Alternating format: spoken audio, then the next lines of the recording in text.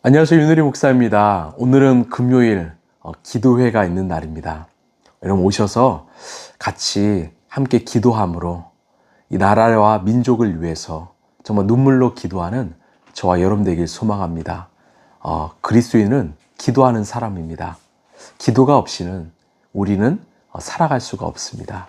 하나님께 도움을 구하고 또 하나님의 나라와 의를 위해 살아가는 저와 여러분 되길 소망합니다. 오늘 하나님께서 우리에게 주신 말씀은 잠언서 26장 13절에서 16절까지입니다. 게으른 사람은 핑계대기를 길에 사자가 있다, 거리에 사자가 있다 한다. 문짝이 돌적이에 붙어서 돌아가듯이 게으른 사람은 침대에만 붙어서 뒹군다. 게으른 사람은 밥그릇에 손을 대고서도 입에 떠넣기조차 귀찮아한다. 게으른 사람은 재치 있게 대답하는 사람 7보다 자기가 더 지혜롭다고 생각한다.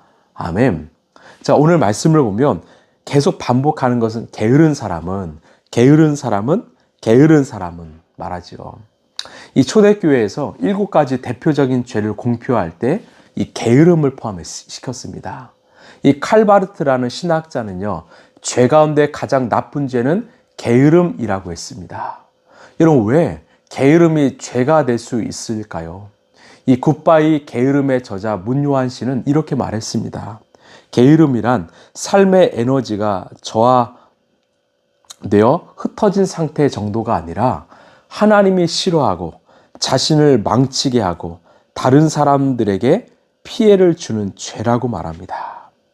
결국 게으름은 하나님과의 관계, 또 이웃과의 관계, 또 자신과의 어떤 관계를 정말 흔들어 놓고 끊어놓기 때문에 죄라는 것입니다.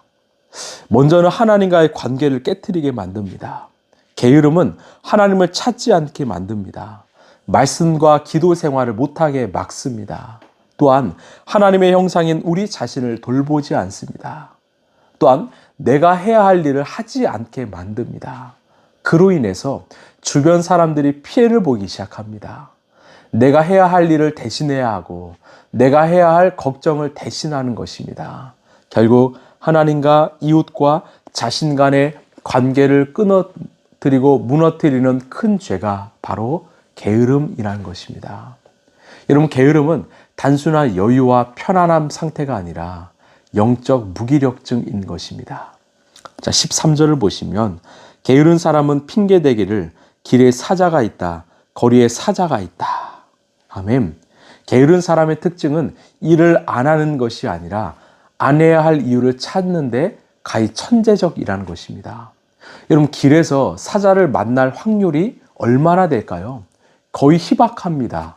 그러나 게으른 사람은 자신의 나태함을 정당화하기 위해서 그 일어나기 희박한 상황을 핑계로 삼습니다. 신앙생활도 마찬가지입니다. 지금은 기도할 시간이 없어요.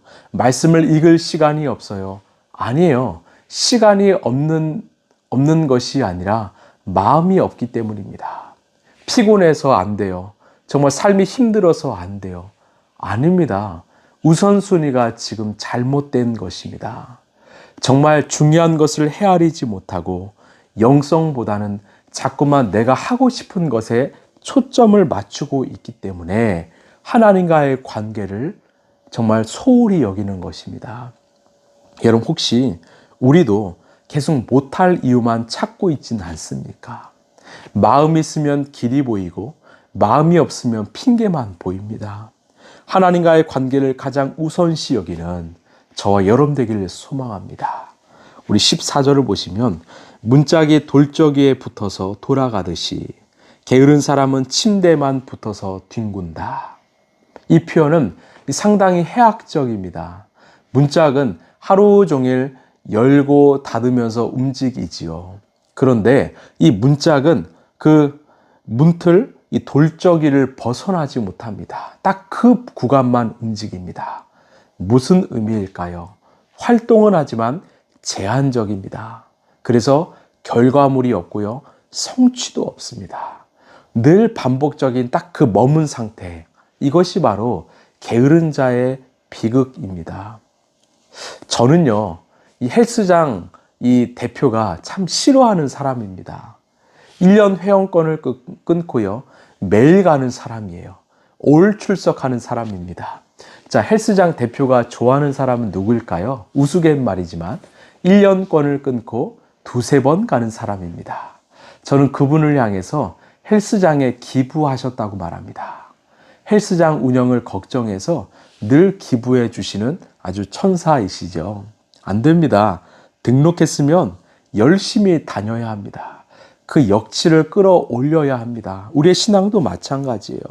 늘 제한적으로 늘 그 자리에 머물고 도전하지 않는다면 우리의 신앙은 퇴보하게 됩니다. 여러분, 신앙은 결단이고 고백이지요.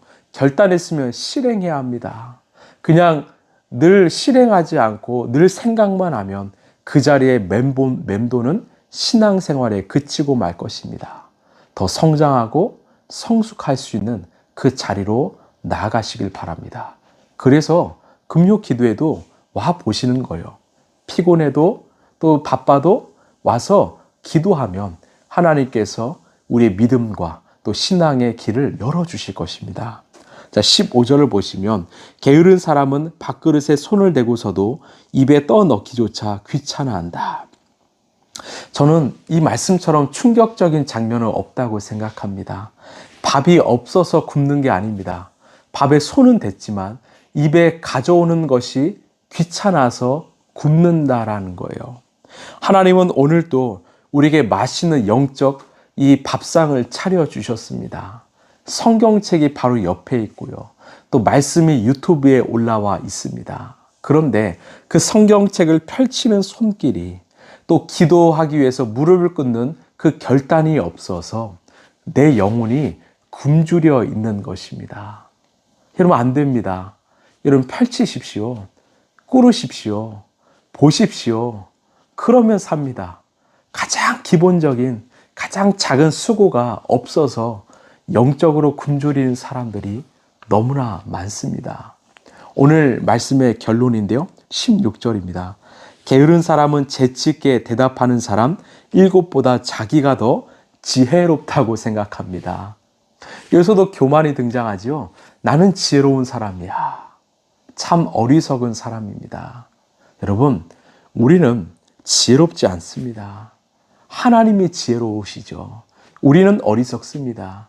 우리의 판단, 우리의 결단은 참 어리석기 짝이 없습니다. 하나님을 의지하십시오. 말씀을 의지하십시오. 그때 우리는 지혜로울 수 있습니다. 여러분, 우리에게 필요한 결단은요, 거창한 것이 아닙니다. 3가지예요. 하나는 핑계 사자를 무시하고 변화의 문을 여십시오. 변화의 삶을 살아가십시오. 2번째, 고민만 하지 마시고 실천하십시오. 행동하십시오. 펼치십시오. 무릎 꿇어 보십시오.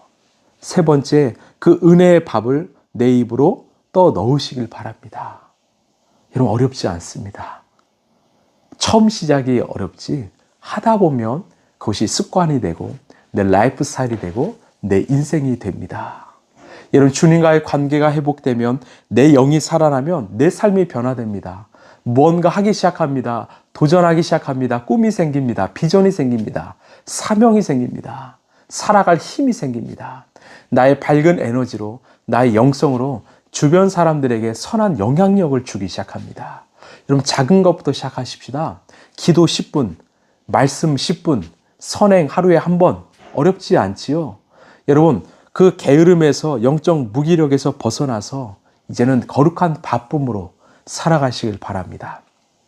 다시 말씀드립니다. 오늘 금요기도에 있습니다. 피곤하셔도 한번 와보십시오. 참 좋습니다. 하나님과의 시간, 하나님과의 그 거룩한 추억, 그런 어느 거룩한 바쁨을 여러분 회복하시길 바랍니다. 그 인생이 정말 살아날 수 있습니다.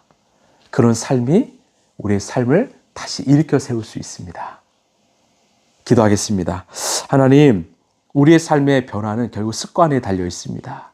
하루 아침에 일어나서 잠자리에 드는 그 순간까지 우리의 루틴은, 우리의 습관은 어떠한가?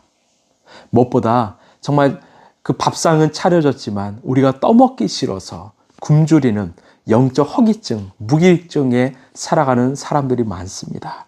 기도 10분, 말씀 10분, 또 선행 1번, 이 작은 것부터 시작하는 우리 라이프처치 성도들 되게 하여 주옵소서. 그래서 내 삶을 조금씩 아름답게 바꿔나가고 주님이 주시는 그 영적 에너지를 가지고 오늘 하루를 아낌없이 살아가는 정말 우리 라이프처치 성도들 되게 하여 주시옵소서. 신앙이 멈추지 않게 하시고 퇴보하지 않게 하시고 더 성장할 수 있도록 주님 늘 그 역치를 정말 뛰어 높일 수 있도록 정말 늘릴 수 있도록 주님 역사하여 주시옵소서. 사랑이 많으신 예수님 이름으로 기도합나이다. 아멘. 여러분 영적 무기력에서 거룩한 밥봄으로 나아가시길 바랍니다. 무엇보다 정말 주님이 차려주신 그 영적 밥상을 맛있게 드시길 바랍니다. 그게 내가 살 길이요 내 가정과 일터가 살 길입니다. 오늘도 승리하십시오. 감사합니다.